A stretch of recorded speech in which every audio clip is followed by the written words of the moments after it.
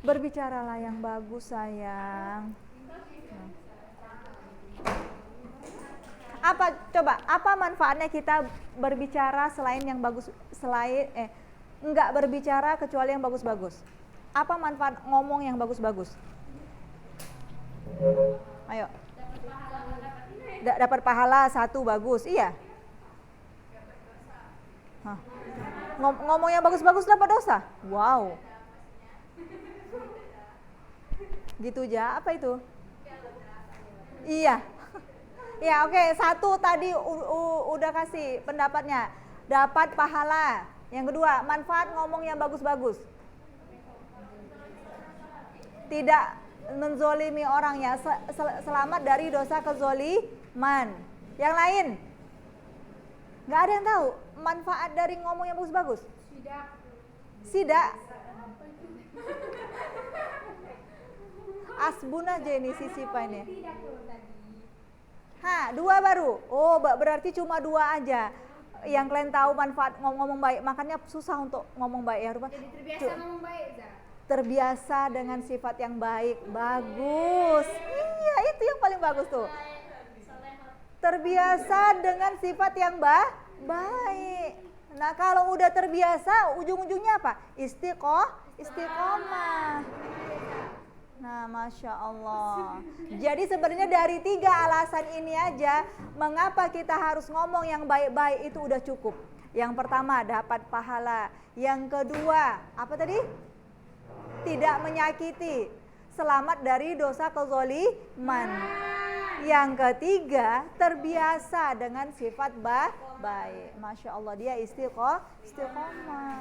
Dan yang kedua, banyak yang senang. Yang ketiga, dia pun jadi orang baik.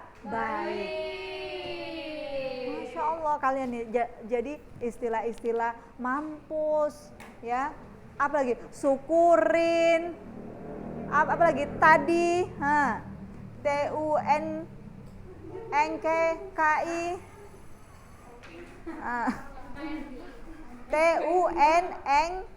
TUNGKI.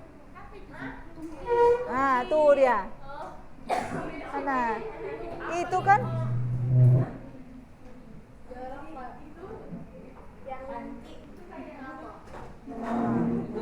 tapi bahasanya sangat kasar. Iya, Amira Husni, kaifahaluki? Kayaknya dia rumahnya sejengkal tapi baru kali dia masuk kan? 2 kali, Zah. Udah rumahnya sejengkal, kepleset nyampe, ada yang ngantar, kakaknya udah tamat, nggak masuk. Tapi dia sibuk ngechat Ustazah, ana mau setoran, Masya Allah ya. Ya, udah kalian berempat, 1, 2, 3, 4. Kalau terlihat Ustazah ngomong kalian cerita, langsung pisah ya, langsung pisah. 1, 2, 3, 4. Dan kalian juga ikut memperhatikan, ya. Kalau ada pembicaraan di antara mereka berempat selama Ustazah ngobrol, kita pisahkan, ya. Dan pisahnya selamanya. Ya. Istilahnya itu kalau di dunia perceraian yang pisah selamanya itu tolakul bain, ya. Dah, 1, Bismillah, assalamualaikum warahmatullahi wabarakatuh.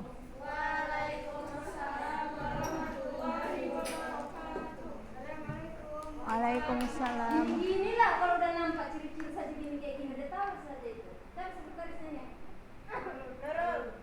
Nurul. Ini ya, data-data kalian yang seharusnya datang setiap hari. Jika tidak ada Aulia Rizky mana ini? Dia harus datang, berarti dia absen ini. Rida kan bisa dari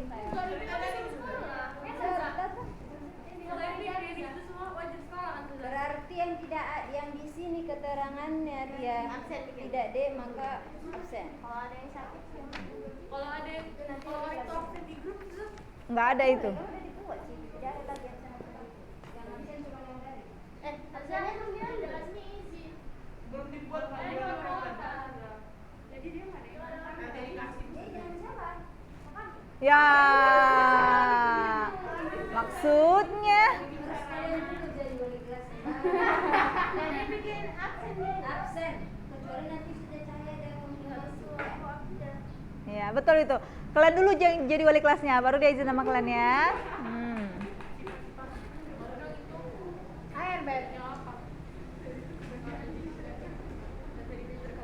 Udah, kita mulai. Ya.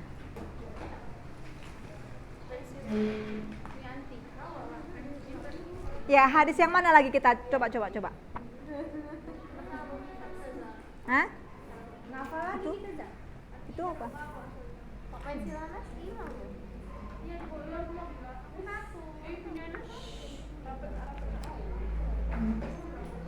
Kita terakhir hadis 4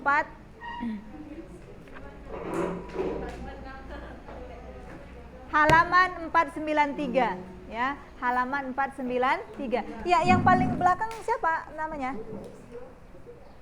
Lutfi ya? Mutia kayaknya belum pernah masuk ya, baru sekali ya? Mutia Sifa? Mutia Kaisha.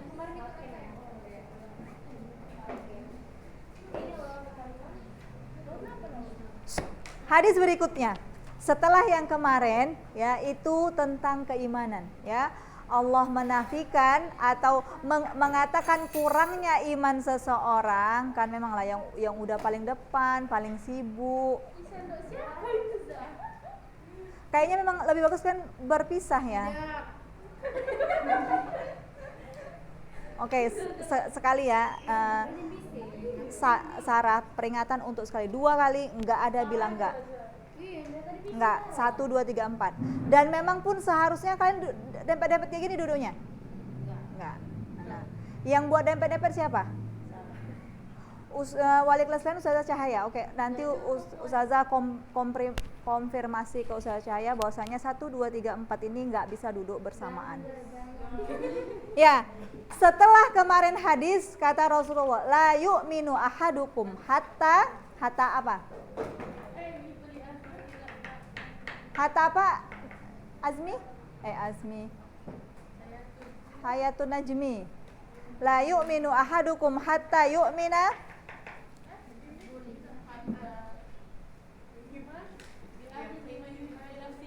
Iya.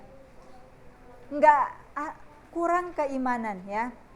Kurang dari keimanan yang sempurna. Tidak sempurna keimanan seorang hamba sampai dia mencintai kebaikan untuk tetangganya atau untuk saudaranya sebagaimana dia cintai kebaikan itu untuk dirinya sendiri. Jadi hadis ini salah satu istinbat yang kita ambil adalah hadis ini dijadikan tolak ukur, barometer keimanan kita. Kalian tahu sebagus apa keimanan kalian, lihat sebesar apa keinginan kalian agar teman kalian mendapatkan kebaikan.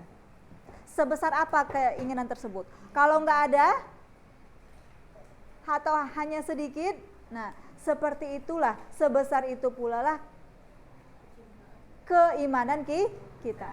Jadi hadis ini dijadikan tolak ukur. Mau tahu bagaimana keimanan kita, maka lihat sebesar apa keinginan kita, teman kita, saudara kita, untuk kita sukai dia mendapatkan kebaikan. Atau bahkan sebaliknya, yang kita inginkan untuk tetangga kita, untuk saudara kita, teman kita adalah keburukan. Udahlah, biar aja dia nggak tahu PR. Nah, biar aja dia ketinggalan pelajaran. Udah, jangan kasih tahu, biar dia situ. Nah, ini kan berarti dia nggak menginginkan kebaikan untuk saudaranya. Bisa dijadikan, oh berarti keimanannya tidak sempurna atau jauh dari kata sempurna. Nah, hadis berikutnya, Ani bin Mas'ud radhiyallahu anhu qol. Ya, siapa yang mau baca hadisnya? Boleh? Man turid minkun an taqra hadzal hadits. Ya. Silakan Anissa Nurul. 145. Iya. Wa ani bin Mas'ud radhiyallahu anhu qala sa'altu Rasulullah sallallahu alaihi wasallam ayyu dzambi a'zamu qala Anta ja'ala lillahi ini dia. anta ja'ala lillahi niddan wa huwa khalaqaka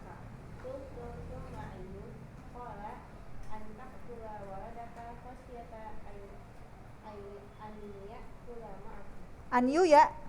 Anya Anya kula ma'ak. Kemudian Qultu summa ayu qala antuzaniya halilata jari. Antuzania halilata jarika. Iya, Zahwa, silakan Zahwa diulangi sekali lagi hadisnya.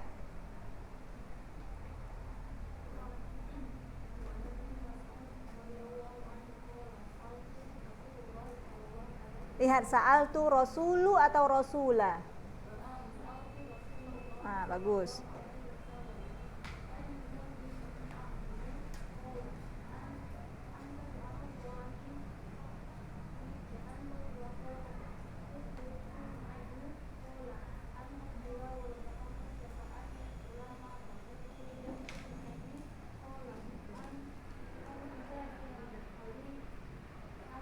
Tuzania. Iya. Nah, sahabat Rasulullah Ibnu Mas'ud bertanya kepada Rasulullah. Apa yang dia tanyakan? Perkara dunia atau akhirat? Perkara dunia, perkara akhirat. Tentang perkara yang membuat dia beruntung di dunia dan yang membuat dia selamat dari neraka. Pertanyaannya pertanyaan bagus ya. Ini membuktikan bahwasanya sahabat Rasulullah sangat peduli tentang keselamatannya di akhirat. Sangat peduli tentang perkara-perkara yang merusak akidahnya, merusak amalannya. Beliau bertanya, ayyudzanbi a'zam. Ma mana ayyudzanbi a'zam? Sifat yang paling besar. Iya. Dosa apa yang paling besar? Kalian pernah terpikir nggak dosa apa yang paling kecil dan tentang dosa apa yang paling besar? Nggak lah Ustazah, kami nunggu pas jam pelajaran aja baru kami mikir. Nah oke, nggak apa-apa. Daripada nggak sama sekali. Mengapa ditanya tentang ini? Ayyudzan bi'azam. Karena memang hakikatnya, tabiatnya, fitrahnya manusia ini nggak pernah lepas dari dosa. Jadi kita perlu tahu mana yang dosa paling besar, mana yang dosa kecil. Tapi kalau dosa kecil bisa kita remehkan. Kenapa dosa kecil nggak bisa kita remehkan? Bagus. Ya, kecil-kecil ditumpuk lama-lama jadi besar. Nah, lalu qala Rasulullah, anta ja'ala lillahi niddan wa huwa khalaqaka. Lihat halaman setelahnya, asyarh wal istinbab. Apa yang dimaksud dengan anta ja'ala lillahi niddan wa huwa khalaqaka? Ini jawaban pertama, berarti inilah dosa yang paling besar. Di urutan pertama ini dia. Anta ja'ala lillah, kamu menjadikan untuk Allah niddan. Apa itu niddan? Ai nadhiron, tandingan. Lihat halaman setelahnya ya, istinbab yang nomor 1. Niddan ai nadhiron. Mana nadhiron? Tandingan ya. Kamu jadikan untuk Allah tandingan. Nah, ini menjadi dalil bahwasanya membuat sesuatu tandingan untuk Allah menjadi maksiat yang paling besar. Apa aja tandingannya, bentuk tandingannya? Kartu, patung, matahari, pohon, kuburan, awan. Asbun aja si Sipa inilah, Masya Allah Sipa. Manusia ada nggak manusia dijadikan untuk Allah niddan? Ada nggak seorang manusia menjadikan manusia sebagai niddan untuk Allah? Niddan apa aja? Jawab Sarah. Ya, apa tadi? Ya. Ada seseorang manusia menjadikan manusia sebagai tandingan. Kayak mana itu kenyataannya? Bentuk realnya. Manusia Fir'aun. Kenapa Fir'aun dikatakan tandingan untuk Allah?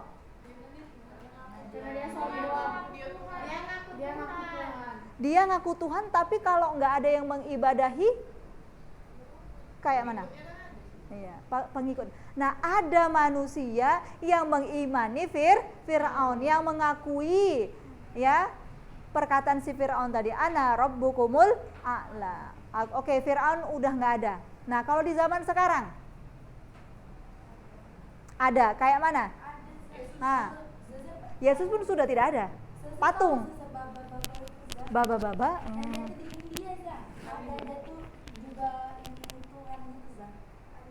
Ya. Kribo itu loh. Ya. Siapa namanya tuh? Ya, biasa manusia, masyarakat di sekitarnya, pengikutnya di sekitarnya ngapain dia? Dia tuh bisa ngidupin orang mati. Oh, Masya Allah, bagus. Manusia mengakui dia bisa menghidupkan orang mati, benar nggak? Salah. Di mana salahnya Sifa? Dia kan manusia, Zah. Ya. Bisa ngidupin orang. Ya, jadi siapa yang bisa menghidupkan yang mati? Allah. Mana bisa? Orang mati. Allah. Nah, jadi nggak ada manusia yang mampu menghidupkan yang sudah mati. Yang mampu hanya Allah. Jadi kalau seorang manusia, kalian punya keyakinan, oh si Baba itu bisa. Nah, berarti kalian telah menjadikan niddan untuk Allah. Atau kalian punya keyakinan, oh si fulana, ibu itu, si mbah itu bisa tahu duit saya hilang letaknya di mana. Kalau dia hilang, tanya aja si mbah itu. Kok dia tahu. Nah, berarti itu juga menjadikan niddan untuk Allah. Karena uang hilang itu menjadi perkara gaib untuk kita, iya kan? Kalian nggak tahu uang kalian hilang siapa yang ngambil. Taunya udah tanya aja si Salwa, dia tahu itu. Nah, lalu Salwa menerawang, seret, oh iya, uangnya diambil si fulana. Lalu kalian yakini, nah, berarti kalian telah menjadikan niddan untuk Allah. Kebetulan. Katakan itu kebetulan. Allah sedang mengetes iman Sifa. Sifa mau percaya atau tidak. Kalau percaya berarti Sifa terjatuh dalam perbuatan syirik. Jadi kata Rasulullah dengan menjawab pertanyaan Ibnu Mas'ud, ayudzan bi'adzam, yang pertama anta ja'ala lillahi niddan, padahal khalaqaka, Allah lah yang menciptakan kamu. Nah, ini ditegaskan. Kamu ini seperti nggak tahu diri, nggak tahu balas budi, nggak tahu diuntung. Allah telah ciptakan kamu, tapi kamu menjadikan Allah tandingan untuknya. Kamu menjadikan tandingan untuk Allah, seperti nggak tahu diri. Walayad. Ini dosa yang pertama. Yang kedua, nah, masya Allah, anta qutula waladaka khosyata an ya'kula ma'ak. Artinya qatala yaqtulu. Apa arti qatala yaqtulu? Uqtul. Membunuh. Antaqtula. Kamu membunuh waladaka. Anakmu. Karena apa? Khosyata. Karena kamu takut an ya'kula ma'ak. Dia makan sama kamu. Nih, orang tua kalian takut banget kalian tuh menghabisi harta orang tua kalian. Umi kalian udah kumpul-kumpul uang, ya, ayah kalian udah cari rezeki siang dan malam, tapi dia udah uring-uringan kalau anaknya nanti minta uang sekolah, minta uang jajan, minta makan. Aduh, daripada pusing-pusing, udah kita setkan aja. Ada nggak orang tua yang kayak gini? Nggak ada. Ih, kata siapa? Nggak ada. Ada. Mungkin lagi besar enggak ya, kalau udah besar ya enggak. Lagi bayi, bahkan takut punya anak. Karena apa? Biaya sekolah mahal, kerjaan susah, ribet ngurusnya. Nah, jadi udah kita nggak usah punya anak aja. Atau udah hamil, mumpung masih masih usia hari, udah kita gugurkan aja. Nah, itu banyak terjadi. Karena apa? Ini dia.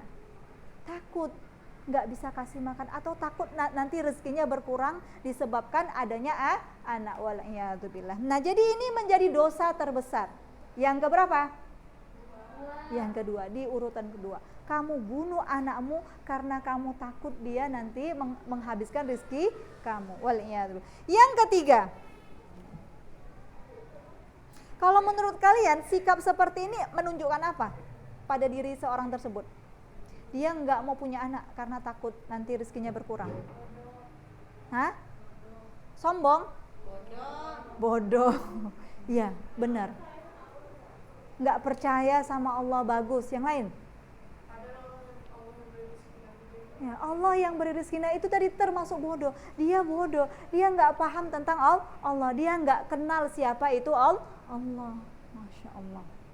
Nah, karena dia jahilnya maka dia putus asa dari rahmat Allah. Nah, ini banyak terjadi. Inilah bedanya orang yang mengenal Allah dengan yang tidak kenal Allah. Yang mengenal Allah dia tahu Allah itu Ar-Rahman, Allah itu Maha Kaya, Allah itu Maha Pemberi rezeki, Allah itu Maha mengabulkan doa. Jadi ya sudah. Dan segala semuanya telah ditentukan Allah. Yang penting kita mau usaha. Gitu. Jadi jangan Siva mau punya adik, enggak. Kok gitu? Nanti jatah Siva berkurang kalau punya adik. Nah, berarti ini menunjukkan sifat enggak percaya Allah, putus asa dengan rahmat Allah. Sarah mau punya adik, enggak. Adik itu saja buat anak susah, buat anak capek. Nah, dan lain-lainnya. Wal'iyadzubillah. Enggak percaya bahwasanya ada yang mengatur. Iya. Berikutnya yang ketiga, dosa terbesar di urutan ketiga. Nah, ini dia. Antuzaniya halilata jarik. Ada yang tahu artinya? Iya, istri tetangga ya. Nah, berzina dengan istri tetangga. Hah? Oh, summa ayu. Iya. Kemudian apa? Iya, ayu itu apa? Betul. Ayu yauminil an. Apa artinya? Ya, hari apa ini? Ya, hari apa sekarang? Ayu yaumin al-an kalau mau diputuskan. Ayu yaumin al. Ma itu apa juga? Ma itu bisa ma an-nafiyah kalau dia masuk ke dalam fiil. Ma ajmala hadhihi thalibah. Ya. Sangat cantik ya, betapa cantiknya murid ini misalkan, atau ma anzafu hadzal fasl. Ya, betapa bersihnya kelas ini misalnya, tapi memang kelas ini bersih. Tengok tuh cantik kali. Siapa yang buat? Ya, cantik ya. Kayaknya kalau untuk di rumah-rumah juga cantik ya. Kayak di kafe-kafe juga bagus. Iya ya, Masya Allah. Nah, ini dia berikutnya. Antuzani halilata jarik. Kamu menzinahi istri tetangga. Kenapa jadi dosa paling besar? Satu-satu. Iya, dari Anggi. Karena Tetangga lagi.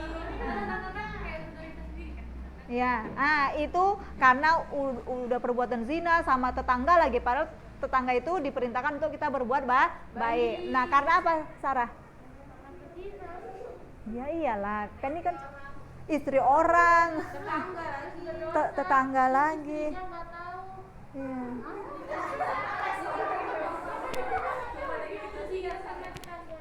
Iya ya. Iya. Kezolimannya double.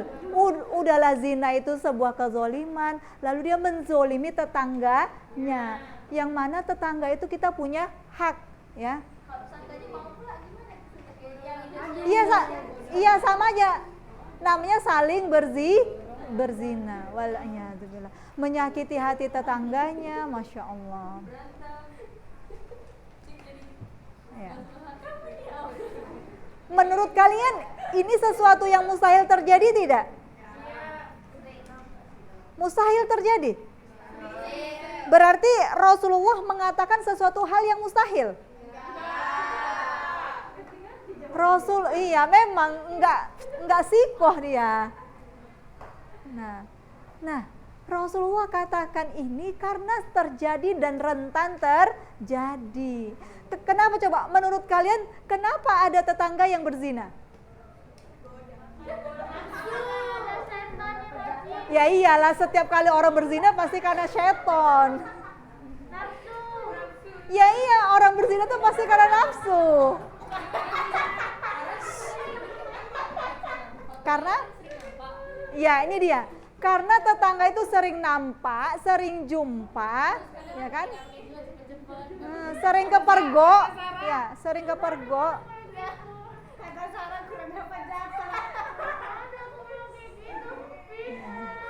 Udah ya. Nah, Nisa Adelia. Nah, jadi karena intensitas bertemu itu tinggi. Nah, mungkin kita suka sepele ya kan, mentang-mentang depan rumah tengok-tengok, udahlah nggak apa-apa, lari bentar tanpa jilbab. Rupanya abang-abang di depan dari jendela sambil sisiran nampak, oh itu sisipan. Misalkan si Sipa udah jadi istri orang, ya. Oh, itu istrinya Bapak Fulan. Nah, sekali kepergok, 2 kali kepergok, 3 kali terpesona dia. 4 kali dia membandingkan istrinya dengan istri tetangga. Nah, lama-lama asal jumpa tanya, Siva lagi nyapu ya? Lama-lama lagi dia tahu suami si Siva ini sering nggak di rumah. Wallahualam. Nah, inilah jurus syaitan. Manusia lalai tapi syaitan nggak pernah lalai. Kita ini lalai, kita ini suka menyepelekan dosa-dosa kecil. Kan cuma kepergok, kan nggak sengaja, kan sikit aja, kan cuma pandangan aja, kan cuma senyum-senyum aja. Nah, semuanya kita bilang kan. Nah, lupa kita punya musuh yang getol banget, yang nggak pernah lalai dalam menjerumuskan kita ke dalam perbuatan dosa. Nah, jadi hati-hati, la tahqiranna. Jangan sekali-sekali kita menyepelekan. Nah, jadi ada 3 dosa terbesar yang diurutkan oleh Rasulullah. Yang pertama, pakai bahasa Arab. Antaja. Ya. Khalaqa antaja 'ala lillah, ya, bukan antaja 'ala Allah. Yang kedua,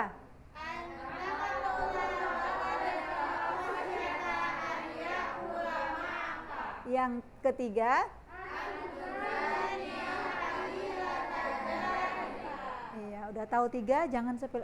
Kayak saya nih kayaknya udah nggak mungkin lagi lah ya. Nggak mungkin berzina, nggak mungkin takut punya anak, nggak mungkin berbuat syirik. Nah, sekali lagi jangan sepele. Kita pelajari agar kita terus ingat. Nah, lanjut hadis berikutnya. Ada pertanyaan di hadis ini? Ya, ada. Nah, ini hadis yang sering beredar ya dulu. Kalau dulu sampai sekarang.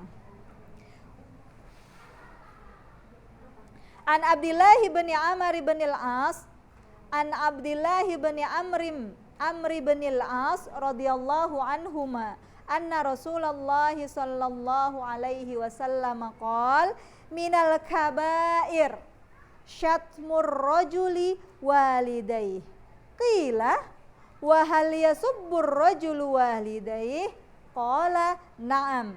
Yasubbu abar rajuli fayasubbu abah wa yasubbu ummah fayasubbu ummah. Muttafaqun alaih. Ya, silakan Jihan, baca Jihan. Ulangi.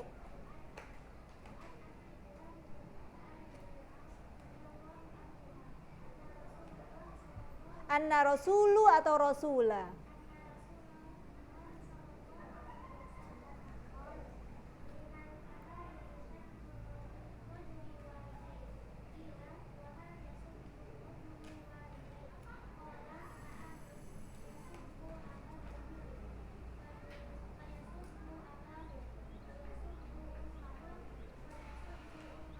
Iya, tahu ya maksud hadisnya ya? Tahu? Apa itu Fatimah?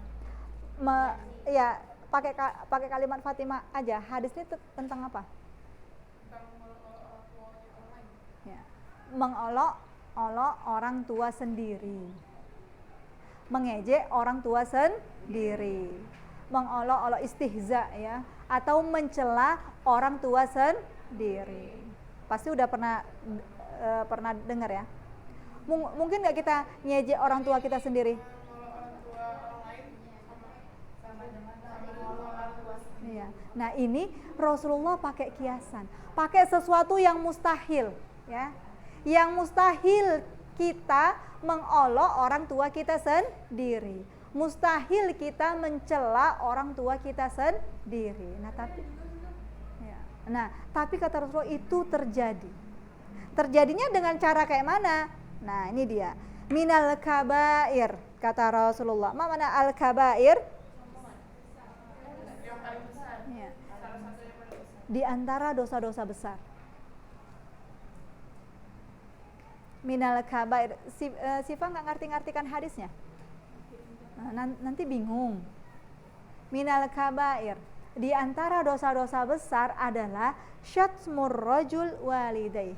Seseorang mencela orang tuanya.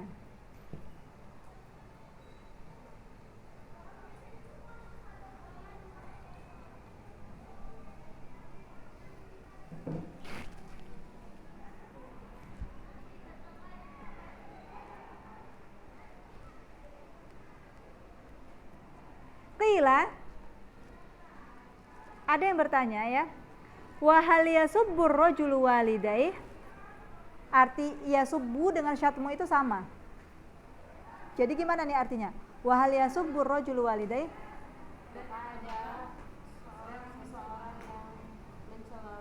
Ya, apakah ada seseorang yang mencela orang tuanya sendiri?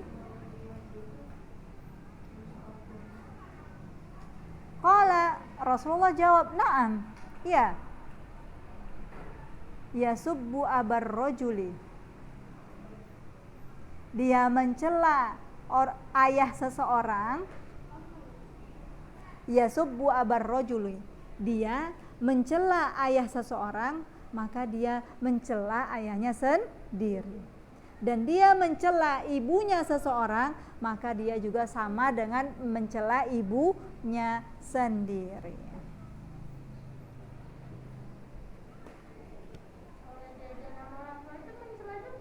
Iyalah. Oh. Kecuali kalian biasa-biasa aja kalau disebutkan orang tua kalian, atau memang kan banyak misalkan bintu apa di sini? Bintu muslim misalkan. Seperti itu. Iya, biasa aja ya. Tapi kalau nadanya pakai nada mengolok-olok, baru.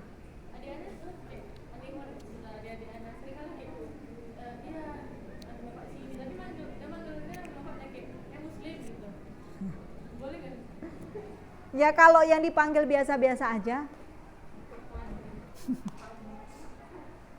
Kalau kalian mau nggak dipanggil pakai nama orang tua kalian? Enggak. Nah, berarti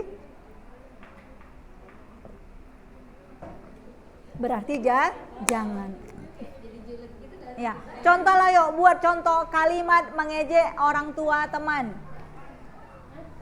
Yuk, contoh kalimat yang beredar yang sering kalian dengar. Pincang-pincang.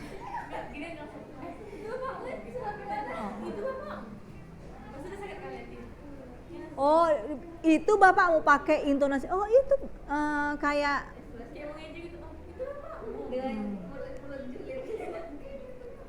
kayak merasa kaget ya. Oh, itu rupanya bapaknya. Kok kayak gitu? Kayak gitu ya. Nah, yang lain, contoh yang lain yang sering beredar di kalangan kalian. Di kalangan kalian ada di kalangan kalian? Ada. Wallahi ya. Enggak ada ya. Alhamdulillah di kalangan anak ulunuha enggak ada yang mengejek orang tuanya. Sipa, ada Sipa?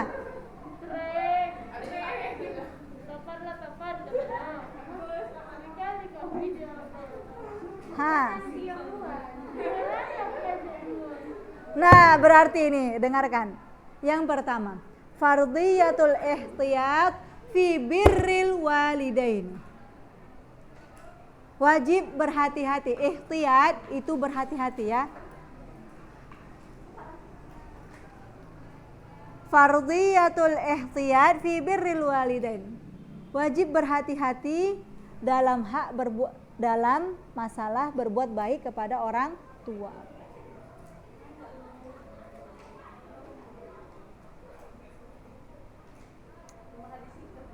Iya. Wajtinabu kulli ma yuaddi ila ta'dzihima. Masya Allah ya, masih bisa mereka olahraga dengan bentar ya.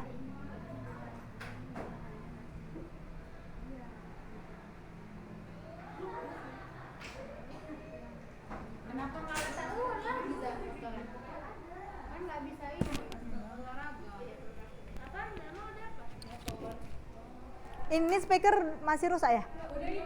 Oh, udah hidup. Iya, yang di rumah coba bersuara. Ada. Ada Siva Munira. Ada Rumaiso. Siva. Ada Konita Fatin. Iya, semuanya bisa dengar suara Ustazah kan? Coba kalian bersuara. Iya, Ustazah. Iya, alhamdulillah. Nah, coba Rumaiso, kasihkan Ustazah satu contoh kalimat yang mengolok-olok orang tua temannya. Kayak kalau ngejek pekerjaan gitu, Ustazah. Ngejek pekerjaan. Bagus. Dari Konita Fatin, coba Konita Fatin kasih Ustazah contoh kalimat yang mengejek-ngejek selain dari ngejek pekerjaannya. Benar. Ini terjadi. Nah, dari Konita Fatin. Ngejek kehidupannya, Ustazah. Ngejek kehidupannya, contohnya gimana itu? Kayak kurang mampu gitu. Halo miskin, kayak gitu kata si Sarah. Akhirnya kayak dia nggak Benar mampu ya, beli ini gitu ya. mengejek kehidupannya. Kayaknya kan berbakat semua ya.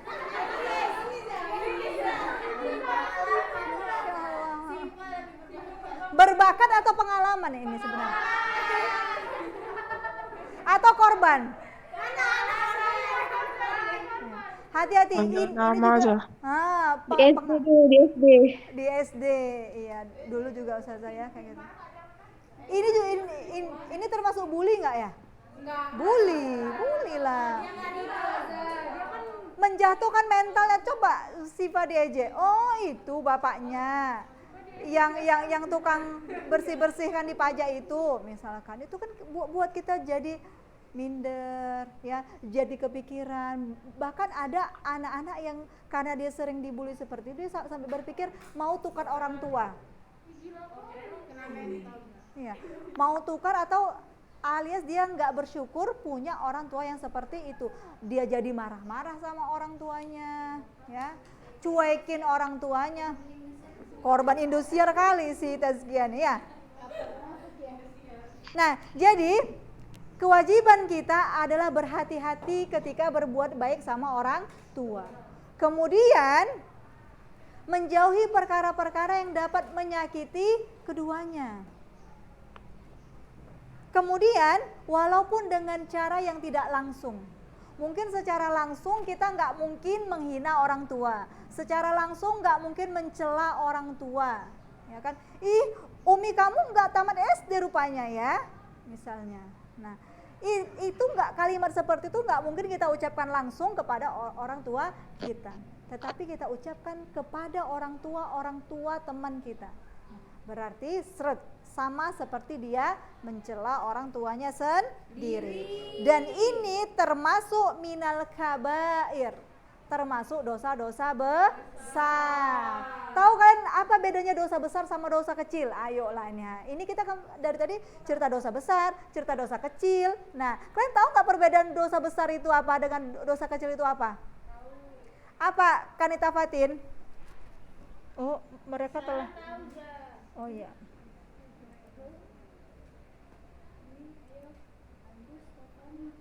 Apa? Ya, apa itu? Ya, untuk anak-anak ustazah yang di rumah, apa itu perbedaan dosa besar dengan dosa kecil? Dari tadi kita cerita dosa besar, dosa kecil, ayudan bi'azom. Sekarang al-kabair. Apa Sarah? Tadi Sarah bilang tahu. Amira, Anggi, kalau dosa kecil bentuknya kayak semut. Iya, Fatimah. Kalau dosa besar dia kayak gajah. Dosa kecil sikit dosanya. Ya iyalah. Iya. Dosa besar lah. Dia termasuk sih. Nah, dosa besar itu adalah dosa-dosa yang telah disebutkan oleh Allah dan Rasul-Nya, telah ditetapkan ini sebagai dosa besar. Nah, tapi kalau dosa kecil enggak. Dan dosa besar juga telah ditentukan iqobnya. Tahu iqob? Dan juga dia tidak bisa dihapuskan kecuali dengan taubat. Tapi kalau dosa kecil itu tidak dapat dihapuskan tanpa kita bertaubat dengan melakukan amal-amal soleh.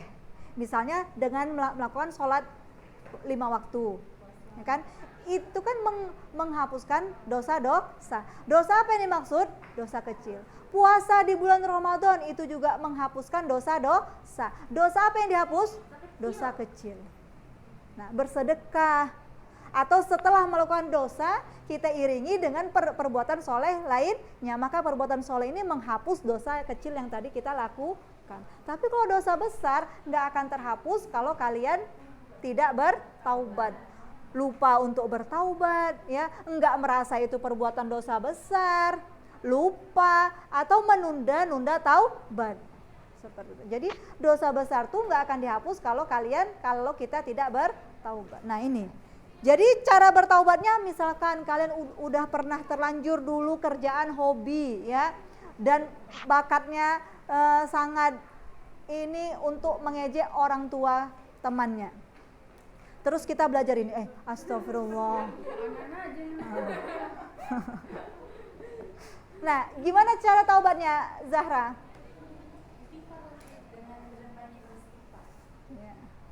Istighfar. Minta ampun, ya kan, betul-betul kita akui. Ya Allah, saya mohon ampun dari dosa yang kemarin, ya Allah. Saya suka banget ngejek orang tuanya si Arimbi waktu SD. Saya dulu suka kali olok-olok orang tuanya Sarah. Saya mohon ampun ya Allah, kemudian saya janji nggak akan mengulanginya dan saya sesali perbuatan itu kemarin. Seperti itu ya. Tapi kalau kalian nggak bertaubat, itu dosanya masih ada di catatan amalan kalian. Belum dihapus.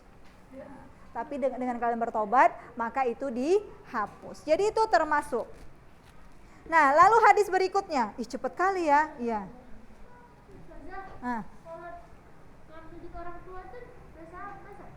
Kalau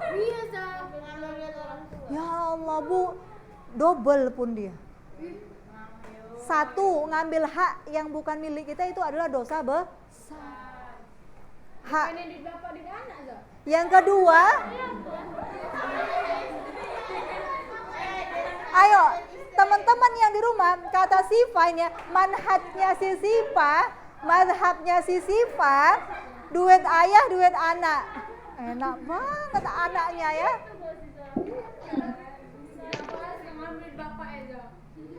Jadi dengan leluasa karena dia punya mazhab seperti itu. Oh, duit ayah, duit saya. Maka dimanapun ada duit, maka saya ambil. Pokoknya duit ayah.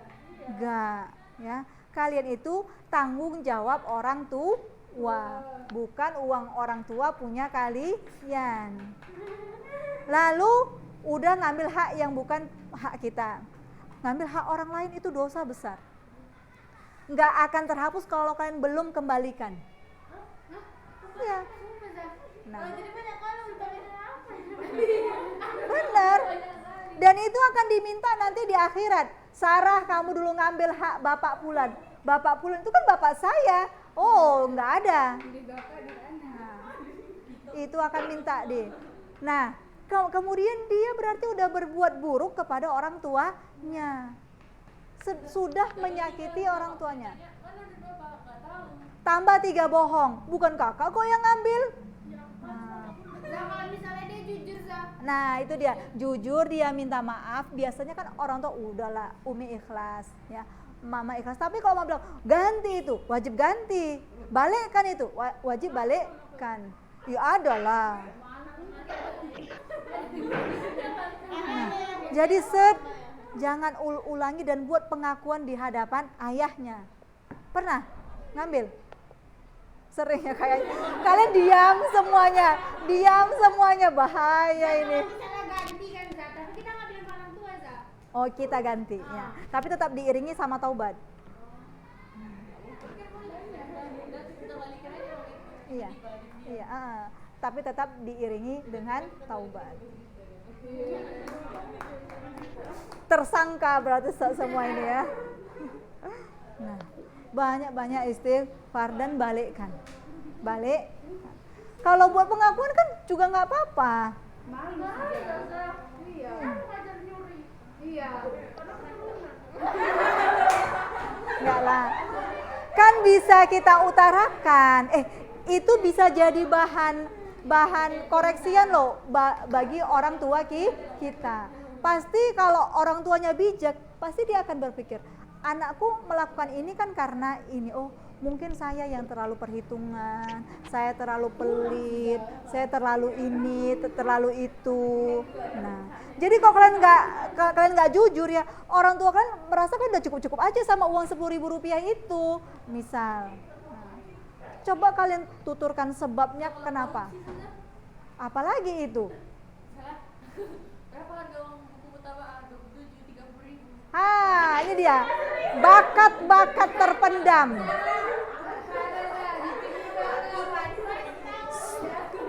Tahu, koruptor itu nggak serta-merta dia langsung jadi koruptor, enggak. Dimulai dari hal kecil dahulu. Salah satunya apa? Dimulai dari waktu dia kecil ya, hal-hal sepele dulu. Uang sekolah 430, dia bilang 450. Nah, uang buku. Nah, dari yang kecil-kecil dulu, kecil-kecil sampai yang besar. Kata siapa? Karena belum pengalaman aja. Nah, coba dibiasakan. Nah, jadi, hati-hati bakat terpendam ya. Punya bakat itu yang bagus-bagus lah, yang bermanfaat dunia dan akhirat. Jangan punya bakat yang mencelakakan ya. Oke, kita lanjut minggu depan ya insyaallah. Ya. Dan sebenarnya kan punya PR nih kan, menghafal hadis yang kemarin. Sana lah anak-anak sekarang. Menghafal hadis kayak ini kemarin, setoran.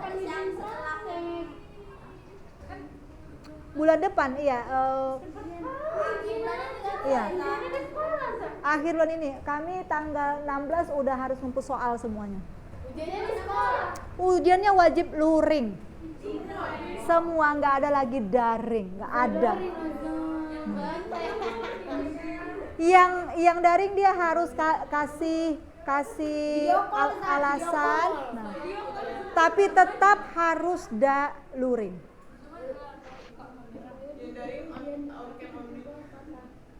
Kayak gitu ya. Dari yang pertama sayang. Iya.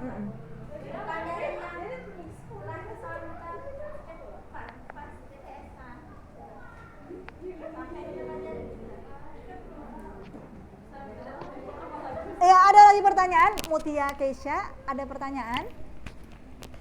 Dea?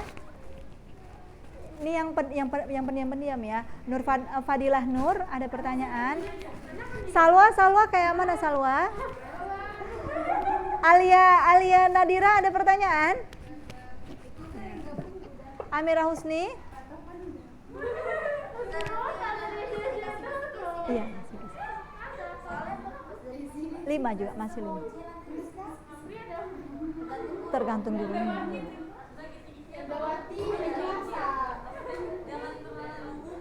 Soalnya nanti saya kasih. Iya. Hadis. Hadis yang kayak gitu tuh hadis.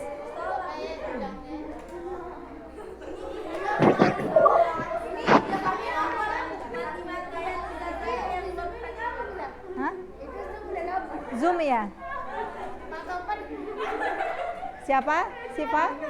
Ya, kita tutup. Nah, jadi hadis-hadis yang udah kita pelajari dari sebelum-sebelumnya ini ya kental syarat dengan adab, ya. Ya, hadis-hadis yang udah kita pelajari ini nggak jauh-jauh dari adab, akhlak.